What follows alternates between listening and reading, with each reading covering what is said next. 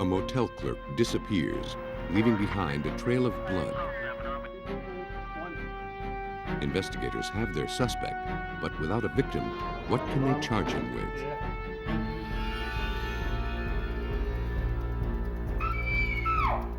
A shooting is reported, but investigators have no proof that it really occurred.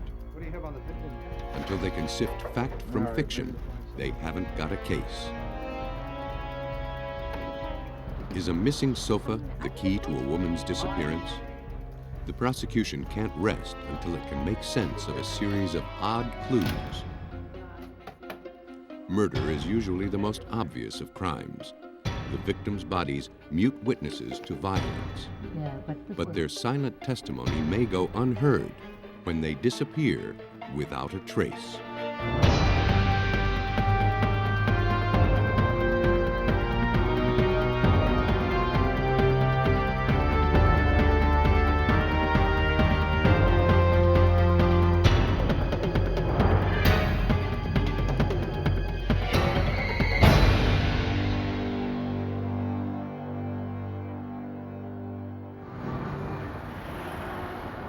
Memphis, Tennessee, a thriving southern city.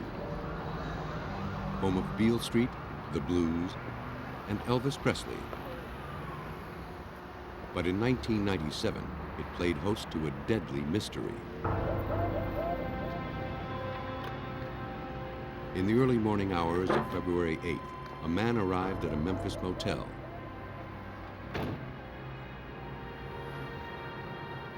He became concerned when calls to the front desk went unanswered. He went to check it out. Hello? The clerk appeared to be missing. Hello? He didn't see anyone in the lobby, but there was blood on the counter.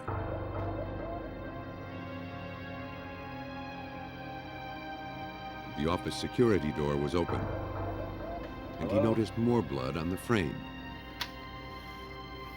Convinced something was wrong, he left and called police.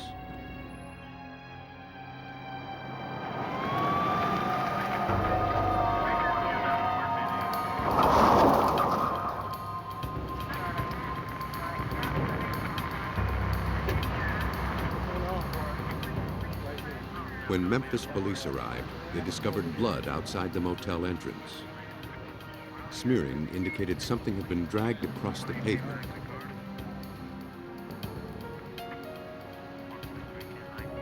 They found more clues inside. While the office showed no sign of forced entry, the cash register was open and empty. Why is the register out? But a purse lying undisturbed nearby caught their attention. They didn't believe a woman would willingly leave it behind. The wallet inside still contained money, as well as a checkbook, credit cards, and driver's license in the name of Ricky Ellsworth. Alerted by police, the motel manager arrived and confirmed that Ricky Ellsworth was the clerk on duty. She said Ricky lived nearby with her husband, Don, and 2 children. A trusted, reliable employee, she wasn't the sort to just leave in the middle of her shift. Circumstances of the crime suggested more than robbery. Police suspected the clerk had been abducted. As police processed the scene, other significant details began to emerge. The office security door was equipped with a keypad, but it was open and showed no sign of tampering. Either someone had known the code or the clerk had unlocked the door. To investigators, that suggested Ricky Ellsworth might have known her abductor. So fingerprints, those are going to be fingerprints. Just go check back. Although police had begun to suspect foul play, nothing prepared them for what they found in an adjacent bathroom. There were signs of a desperate struggle and much more blood. The running sink contained a small flashlight, and the toilet seat had been ripped from its hinges. Wet, blood-tinged sheets indicated someone had tried to clean the room. Not only had Ricky Ellsworth disappeared, but it now seemed she'd been seriously injured. Captain R.G. Moore, who led the crime scene unit, feared the worst. When we don't have a body and we don't know exactly what happened, we'd handle it just like it's going to be a homicide case. We process the scene, we collect our blood sample, we collect all the evidence we can find from the scene, and just keep it until we see what we got. Investigators hoped the evidence would lead them to Ricky. A squad car brought the victim's husband, Don Ellsworth, to the motel.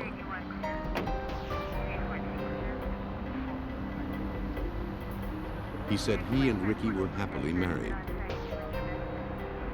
He told police his wife was a kind person who worked with a Christian prison ministry in her spare time. Every Christmas, she baked pies for the prisoners. But Ellsworth said their marriage hadn't always been so tranquil. They'd once separated for 2 years, and she'd gotten involved with a man who assaulted her and went to prison for it. Ellsworth said the man's name was Michael Rimmer. After finishing at the scene, the investigators returned to the station to conduct a background check on Michael Rimmer. What they found in the files was chilling. Rimmer was a high school dropout with a history of drug problems and violence. In 1989, he was convicted of robbing and brutally assaulting Ricky Ellsworth. Details of Rimmer's previous assault on Ricky raised Detective Robert Shemwell's suspicions. His actions at that crime basically mirrored what was happening here at the motel with the cleaning up, or attempt to clean up the evidence. We immediately began looking for Michael Rimmer. Meanwhile, detectives narrowed the time frame for Ricky's disappearance. They found a couple who had checked in with her at 1:15 a.m. But when 2 others tried to check out around 2:30, she wasn't there.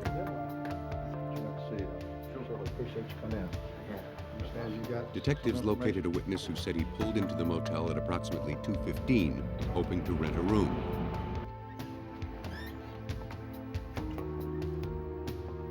But he saw a man with bloody knuckles behind the counter and left without registering. He also noticed a 4-door maroon car backed up to the curb, its trunk and doors open. Based on his description, police put together a composite of the man at the motel.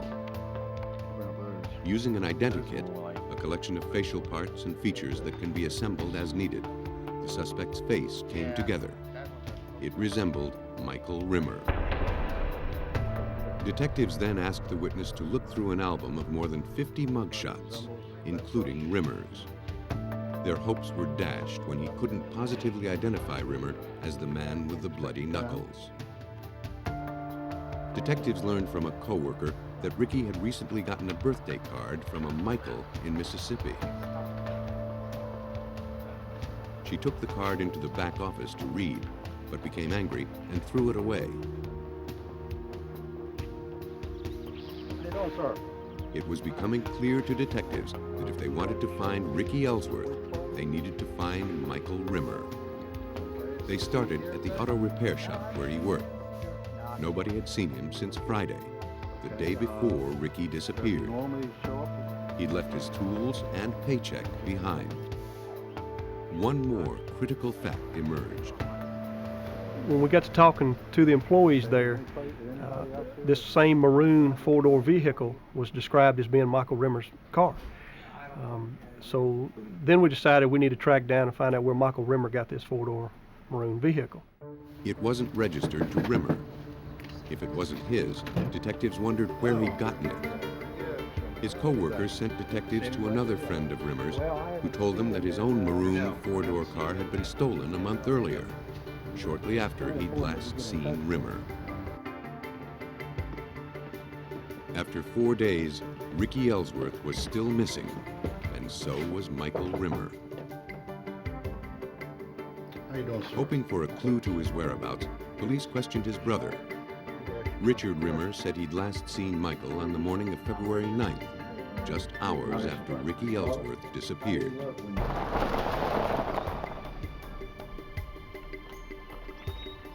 Michael had seemed exhausted when he arrived in the maroon car around 9:30 a.m.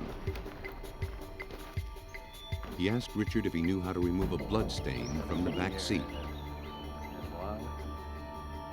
Then, Michael pulled a muddy shovel from the car and scraped mud from his boots. Richard also told police that Michael claimed Ricky bought the car for him. She had visited Rimmer in prison after he claimed he'd found God. And Richard knew the two had met after his release. But somewhere along the line, the friendship soured. By now, 2 weeks had passed, and still nobody had seen or heard from Ricky Ellsworth. Detectives had lost hope of finding her alive, and their prime suspect, Michael Rimmer, still eluded them. They would have to find him and the stolen car if they had any chance of proving murder. I issued a theft of property warrant on Michael Rimmer and indicated in that warrant that when he was located, or if that vehicle was located, that he was to be held for the Memphis Homicide Unit and processed. Detectives got a promising lead from one of Rimmer's former cellmates. He said Rimmer spoke of killing Ricky and burying her in Mississippi after he got out of prison. Rimmer's former girlfriend told detectives of a wooded area called Plantation Point near Arca-Butler Lake in Mississippi. It was 45 minutes from Memphis. She said Rimmer liked to go there. Detectives headed to Plantation Point. They combed the area on foot, but didn't find anything. Then they called in blackwater divers from the Shelby County Search and Rescue Unit. Specially trained to operate by touch in dark, murky black water, the divers searched the lake. They didn't find anything either. Detectives were thoroughly frustrated. They chased down every witness and lead, but were no closer to solving the case or finding Ricky Ellsworth or Michael Rimmer. Now they'd run out of options. In Memphis, nearly a month had passed with no progress in the potential homicide case. In early March, detectives got a phone call from Johnson County, Indiana. A sheriff's deputy there had stopped a maroon car for speeding. When he ran a check on the license plate, he discovered the car was stolen and there was a warrant for the driver. Michael Rimmer, sought for crimes including robbery and possible murder, had been arrested during a routine traffic stop. Detectives flew to Indiana, prepared to finally question Rimmer and examine the car for evidence. After obtaining a warrant, forensic investigators with the Johnson County Crime Unit searched the car. They hoped for solid evidence, but never expected to find what they did. Numerous receipts, hotel receipts, pawn shop receipts, restaurant receipts, showing Mike's every step from the day Ricky came up missing till his actual apprehension. Investigators tested the stained back seat for human blood. Results were positive. It was their first physical evidence to suggest a connection between Rimmer and the crime. Memphis detectives questioned Michael Rimmer over the next 2 days. He denied stealing the car or having anything to do with Ricky's disappearance. So far, all their evidence was circumstantial. Without Ricky's body, there was only one way to link Rimmer to her murder. The blood from the rear of the vehicle Michael Rimmer was occupying and the blood from the scene matched.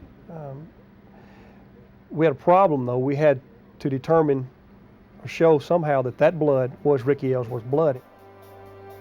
They had one chance, a reverse paternity DNA test which uses the combined DNA traits passed on from parents to determine the DNA characteristics of their children. Forensic scientists compared blood from Ricky's mother to samples from the crime scene and the maroon car. They matched. The test established a 16 million to 1 probability that blood from the car and motel came from an offspring of Ricky's mother. It was the final link police needed to prove murder. Michael Rimmer's guilt was written in blood. Based on evidence, police believe they know what happened on February 8th. Michael Rimmer drove to the motel sometime around 1:30 a.m., knowing Ricky Ellsworth would be alone.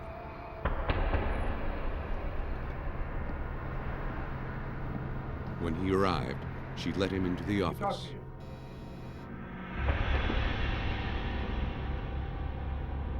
There, Rimmer exploded into violence, attacking her, then wrapping her body in sheets.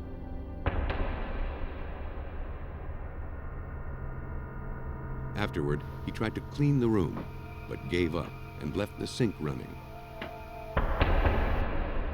Dragging Ricky to his car, Rimmer made his escape. Although her body was never found, police believe Ricky Ellsworth is buried somewhere near Arca Butler Lake. Michael Rimmer was convicted of first-degree murder and sentenced to death. While no body was ever found in the Rimmer case, police used blood evidence to prove murder.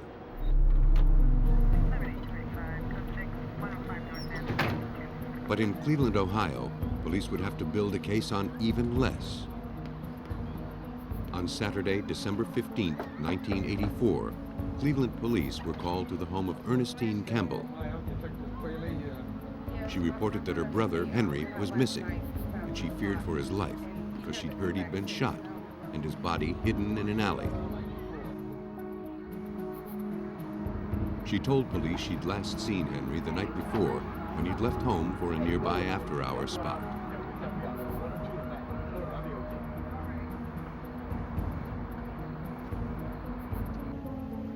Officers searched the alley, but didn't find a body. In fact, they didn't find any signs of foul play. They drove through the neighborhood, but didn't see anything unusual. There was no sign of Henry Campbell, and nothing to indicate a violent crime had occurred. Officers canvassed the area, talking to residents who might have seen or heard something the night before. One witness claimed she heard shots and saw men running near the club. Another recalled hearing shots, but couldn't provide any other details. Still others confirmed shots were fired, but nobody admitted seeing anything. Police were frustrated. They had reports of gunfire and a murder, but couldn't find the purported victim. Homicide Detective John Qualey, the lead investigator, recalls the odd circumstances of the case. Well, usually we're called to the scene of a homicide where we have a victim laying on the street or in a house, but we have a victim. And a lot of times we'll be able to get the weapon used in a crime. With this incident, a murder was reported, we went to the scene, we didn't have a body. We couldn't find the body, we couldn't find any evidence of blood, or we didn't have a weapon. It was kind of starting without anything to work with. Police needed more information, so they returned to the Campbell house. Ernestine gave them a picture of Henry and more details. She'd heard that some people claimed they'd seen Clarence Barnes shoot her brother in the back. She said Barnes ran the after-hours club in his home and that there was bad blood between him and Henry. Hi, Miss Richardson, sorry. At the station, people who had been at the club that night began coming forward. A woman named Jacqueline Richardson told investigators she saw Campbell at the club and that he argued with Barnes. Now, do you understand? I mean now. Yeah, it has to be that way. Out of here now. When Campbell left, Barnes, who had a gun, followed him outside. Man, you better get off me, man. I told you to stand up. She said the two men were joined by a third and walked out of her sight.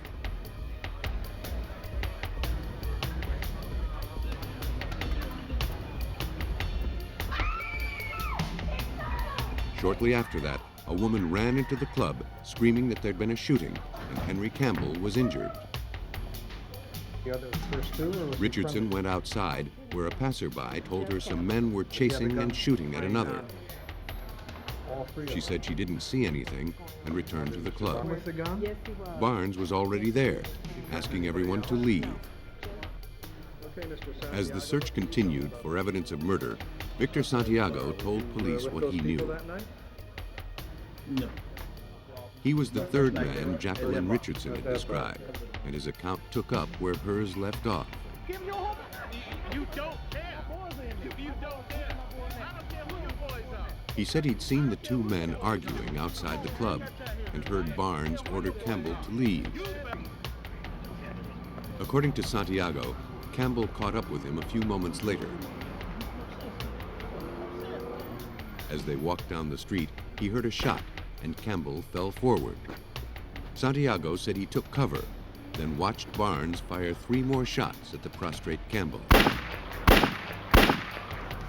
Police now had 2 eyewitness accounts, but still no evidence of a homicide.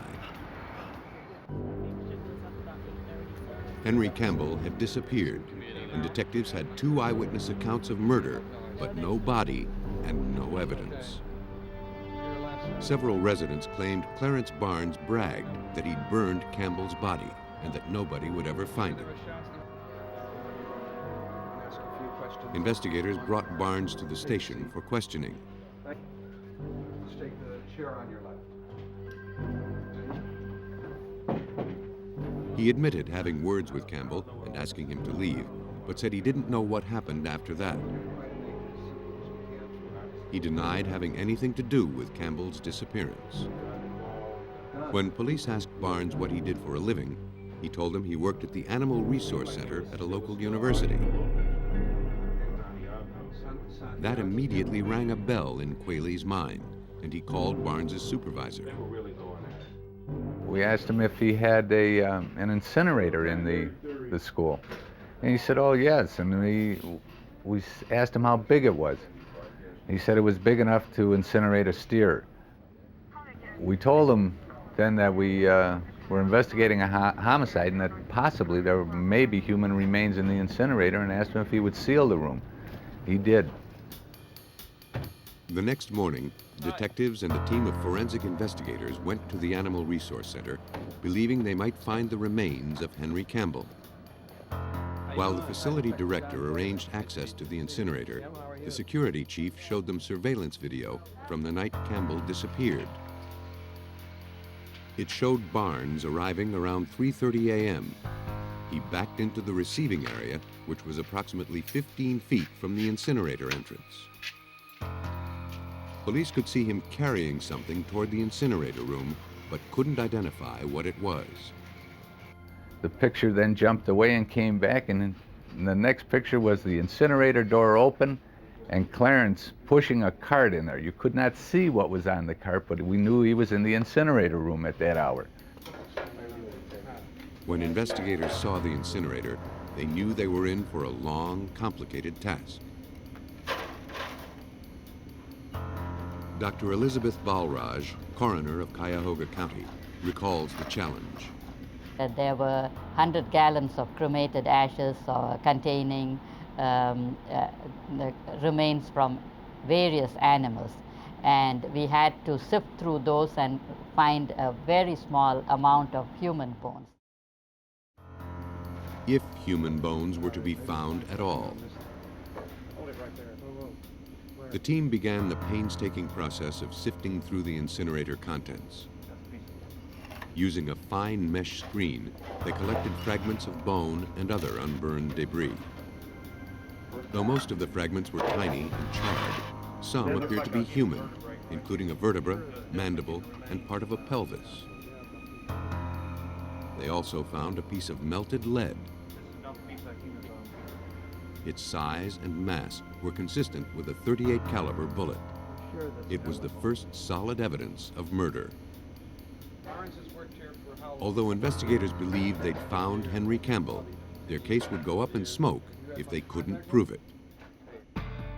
They turned to Dr. C. Owen Lovejoy, a biological anthropologist at Kent State University and an expert at identifying altered or damaged remains. He applied his skills to making a positive identification from the incomplete and severely damaged bone fragments. Lovejoy concurred with Dr. Balraj that approximately 160 of the recovered bones were human. The next step was determining whether they came from one person and whether that person was Henry Campbell. The process would be complicated by their condition. Here, the pieces of the puzzle, all of the edges had been frayed, as you will, by the cremation process. And so none of the pieces fit together, and we had to look at them in an isolated state. After a thorough inventory of the fragments, Lovejoy determined that portions of an entire skeleton were present. No bones were duplicated. That told Lovejoy the remains came from a single individual. But was it Henry Campbell? Next, he would try to establish specifics about the individual. Investigators had recovered part of the pelvis, which is diagnostic for both sex and age. Lovejoy concluded the remains belonged to a male, approximately Henry Campbell's age.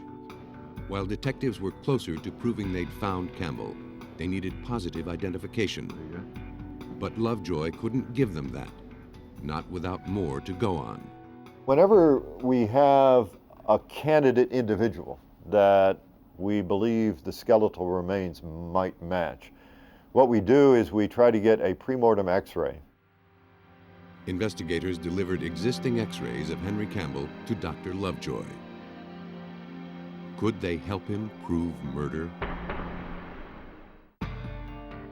As Cleveland detectives sought to identify the bones found in the incinerator, Dr. Owen Lovejoy compared post-mortem X-rays and bone fragments with Campbell's radiographs. He focused on the skull, hand, and mandible. One recovered cranial fragment had a BB embedded in it. That matched an X-ray taken when Henry Campbell had accidentally been shot years earlier. Lovejoy also identified shared characteristics between Campbell's other X-rays and corresponding bone fragments. But he found the most compelling correlations in the lower mandible, or jawbone. And the outline of that jaw, the details of the bone structure, and the details of the root areas where the teeth had been prior to death, all were configured in such a way that they indicated that this was a positive identification. Since the jaw figured so prominently in that identification, Dr. Elizabeth Robinson, the team's forensic odontologist, reviewed Lovejoy's conclusions. In her opinion, two significant findings bolstered his analysis. The end of the jawbone was flat, a unique defect present in Henry Campbell's jaw. A second anomaly, an area of intense calcification, clinched the identification. And it was in exactly the same area that it was on the postmortem as on the antemortem. It was also only 5 millimeters in size. In other words, it's exact same size, same area, and on both X-rays. With the positive identification, investigators had literally pulled proof of a homicide from the ashes. On December 21st, less than 1 week after Henry Campbell was reported missing, Barnes was officially charged with murder. Based on the evidence, police believe Barnes followed Campbell from his after-hours club, shot him, then hid his body. Later that night, Barnes took Campbell's body to the Animal Resource Center, where he incinerated it. In April of 1985, Clarence Barnes pled guilty to the murder of Henry Campbell. He received 15 years to life for aggravated murder. In Cleveland, police had to sift their case from a pile of ashes. In Maryland, investigators followed a winding trail of clues to capture a killer. Rockville, Maryland, August 10, 1988. 17-year-old Kai Lau returned early from a California vacation at the behest of a family friend to check on his mother, Lisa Tu. He hadn't heard from her in nearly a month, and others told him they hadn't heard from her either. That wasn't like his mother. When he and his mother's friend found no sign of Lisa in the house, they contacted police.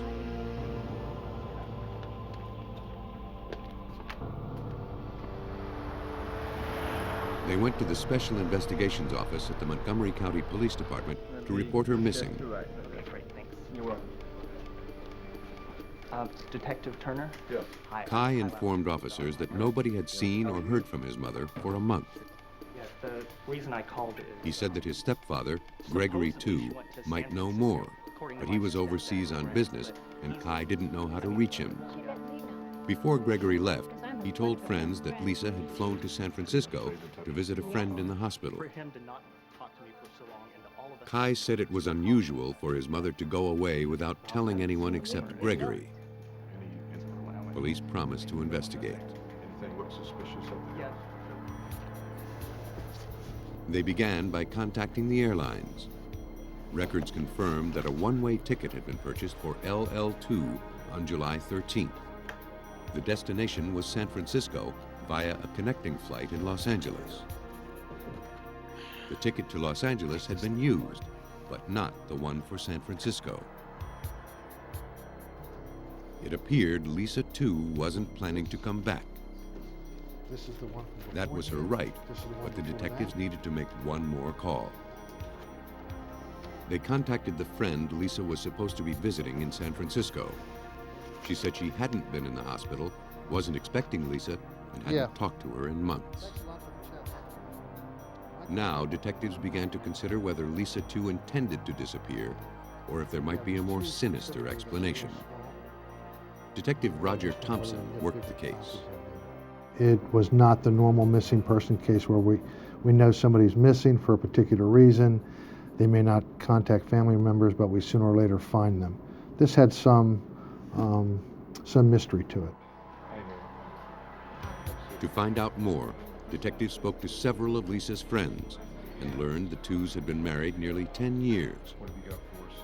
It was the second marriage for both, and Kai Lau was Lisa's son from her previous marriage. The twos had enjoyed the good life. Gregory was a successful restaurateur. In fact, one of his restaurants had been a favorite of Washington's elite. But it hadn't lasted. He'd suffered business reversals and lost his restaurants. A commissioned sales job couldn't support the family's affluent lifestyle. Gregory and Lisa argued about money, and their marriage was rocky. Police also learned that Lisa was romantically involved with another man.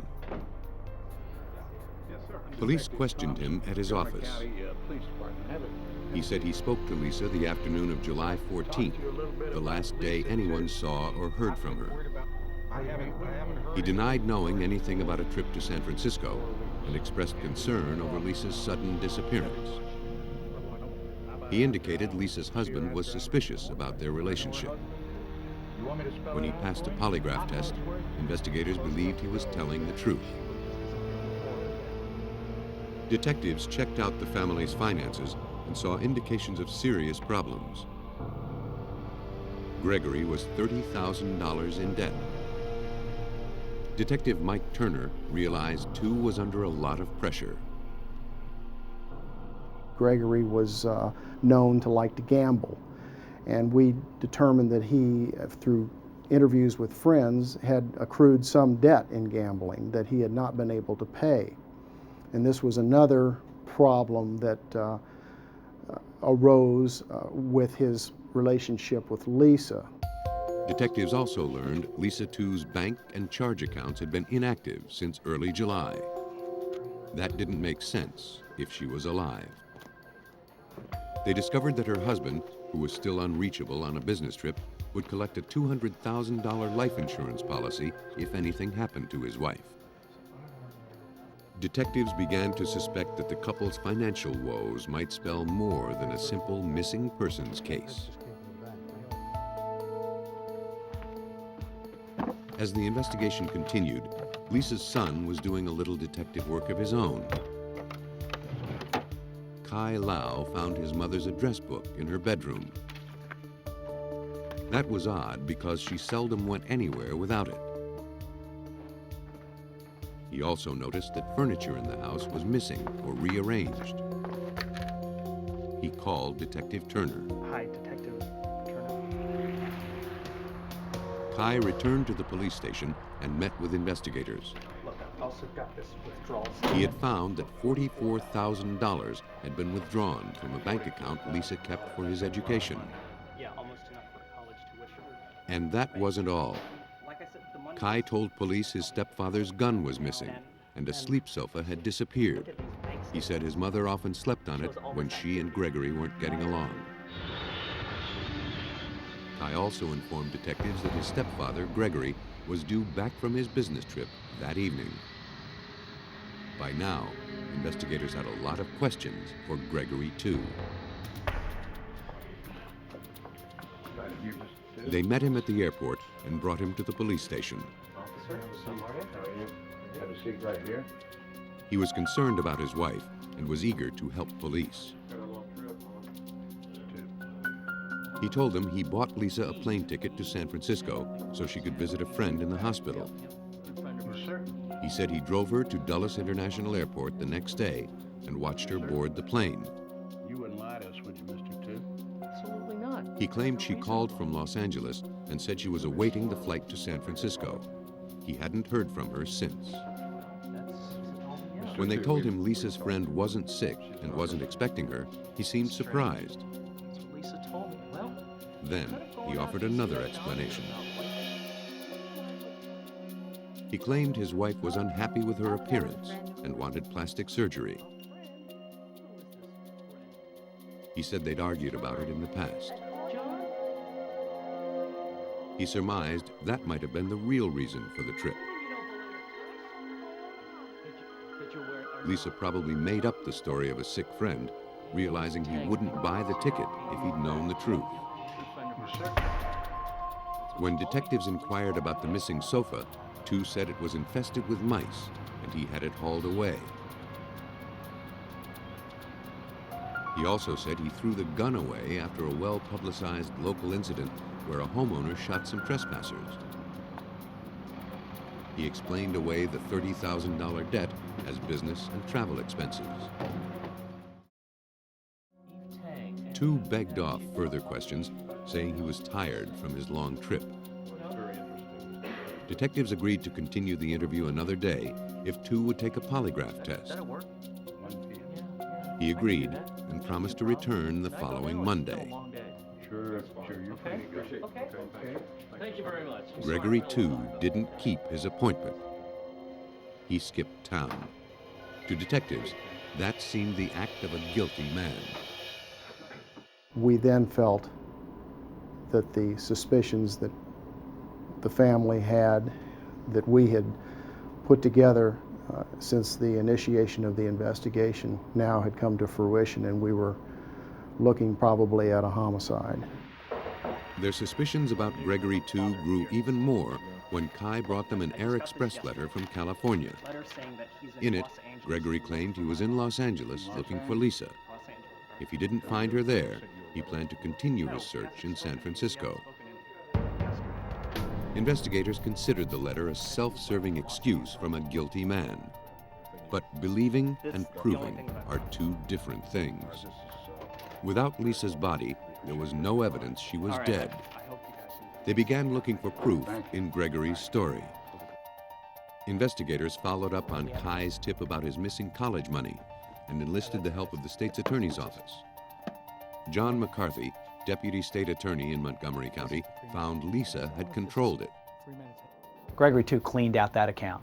We got bank photographs from the bank, and clear as day, you could see Gregory, too, stealing the $44,000 from that fund. And within a period of 10 days after he stole it, he had run through that money. It was gone. Detective Turner re-examined the airline ticket to San Francisco. They learned it was possible for someone to check in, have the ticket marked, but not board the plane. He suspected Gregory, too, had done that, and that Lisa never boarded the plane. They contacted passengers who'd been on the flight. Then, Attorney McCarthy got a real break. A woman called to say she'd been on the plane with her husband and small child. While airborne, the couple took several photographs. She says, well, I've got some pictures of the seat that Lisa 2 was supposed to be in on that plane from Washington to San Francisco, and she's not in those pictures. And she forwarded me those pictures, and one of the ways we were able to prove conclusively that Lisa was not on that plane that Gregory said she was on was with those pictures. Detectives wanted to know more about the missing sofa sleeper. They wondered if Lisa's body was inside it when it was hauled away. They tracked down the men who picked it up. They remembered the couch because Gregory tipped them for carrying it out to the truck. They didn't notice anything unusual about it. Investigators traced it to the landfill, but that was a dead end. The sofa had already been ground up and buried. Detectives reasoned that Gregory might have gotten rid of the sofa because it contained proof of Lisa's death. If that were true, there could be other evidence at the residence. They obtained a search warrant to find out. An examination of Gregory's car uncovered incriminating evidence. Clumps of mud, weeds, and twigs were stuck in the undercarriage, indicating the car had been driven off-road. In the trunk, they found a plastic tarp, a carving knife, and a machete. Mike, come over here. Look. All of the items were clean, but they could have been used to dispose of a body.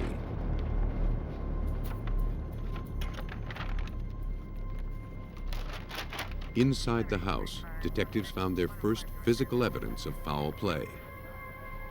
There were droplets of blood on a chair near the spot where the sofa had stood. But investigators suspected more might have been cleaned up.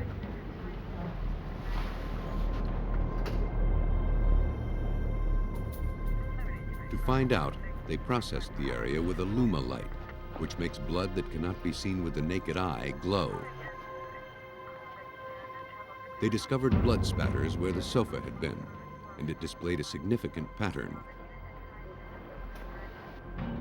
We know that the couch was open at the time when this all occurred because there was no blood, swiping, or markings underneath the couch. It was a fold-away, opened-up couch, and when they put out the processing, you could see, basically see the outline of the couch opened up as a bed. Investigators also found signs of smearing, evidence someone had tried to clean up the blood. While they were processing the scene, the phone rang. A car rental agency in Las Vegas was calling for Gregory 2. Yes. The car he rented several days before was overdue. It was the brake police were looking for. Now they finally knew where 2 was, but they needed some help in capturing him. What I would like you to do is, if he calls in about the car in the next few days, or brings the car in, try to stall him, or if he calls in, tell him that you would like to replace the car with another car because this one needs reservice or whatever reason you can think of, or it's going to be resold, but somehow get him to come to the rental office to get another car. Hello, my name's Greg. The plan worked. Yes, mister, we have an upgrade for you. Just a minute, please. Okay. Yes, sir. On Saturday, September 10th, he arrived at the car rental office. Yes, your car is ready. It is?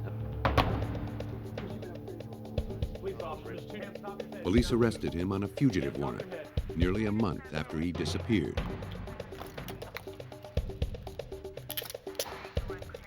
Detectives Turner and Thompson flew to Las Vegas, where they began retracing 2's activities since he fled Maryland.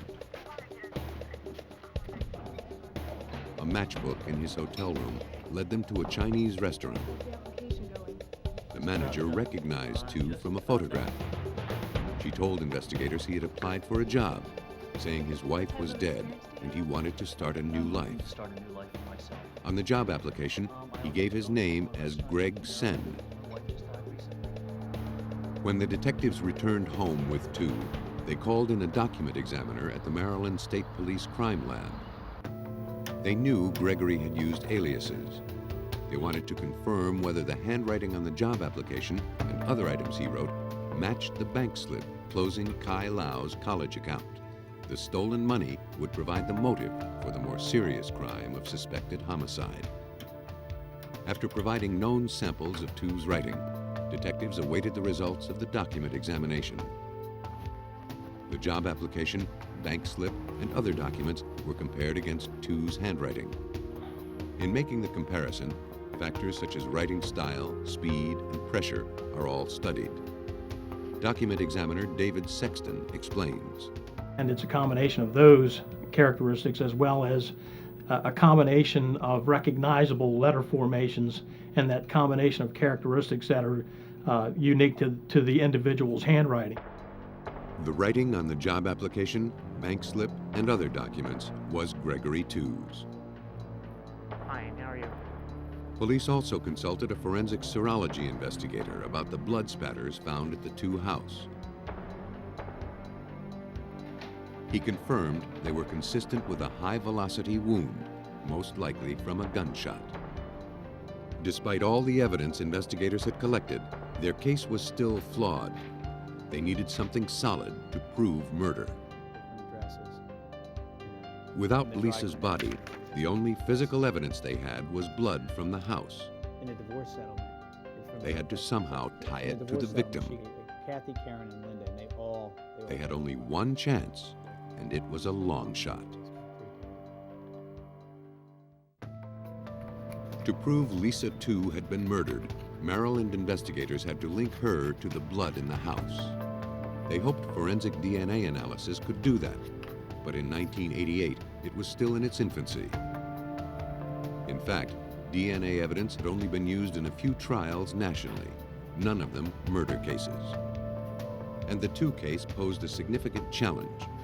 There were no known samples of Lisa Tu's DNA that could be used for comparison.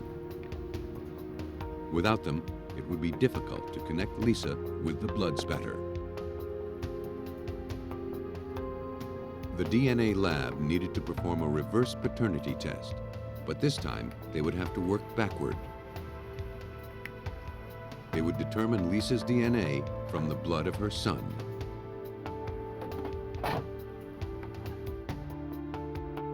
Because Kai Lau was a genetic combination of both his parents, scientists could, in theory, forensically subtract his father's DNA from his blood. What remained would be Lisa's DNA profile.